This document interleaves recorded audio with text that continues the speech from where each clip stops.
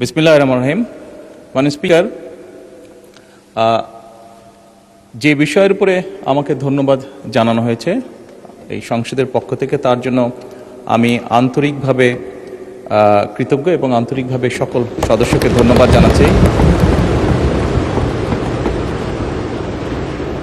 মাননীয় স্পিকার, এখানে মূল বিষয় এটি হচ্ছে যে বাংলাদেশের মানুষ আমাদেরকে দায়িত্ব দিয়েছে তাদের স্বার্থ দেখার জন্য।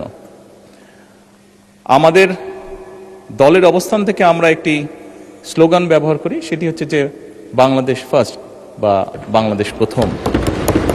আমি যে কাজটি করার চেষ্টা করেছি মাননীয় স্পিকার, আমি আমার অবস্থান থেকে আমি আমার দেশের মানুষের স্বার্থ নিয়ে কথা বলার এবং সেই স্বার্থ রক্ষা করার চেষ্টা করেছি মাননীয় স্পিকার।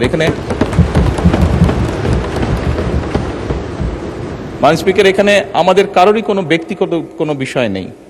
এটি যদি কোনো কিছু অর্জন হয়ে থাকে, ভালো কোনো কিছু অর্জন হয়ে থাকে, এটি বাংলাদেশের অর্জন।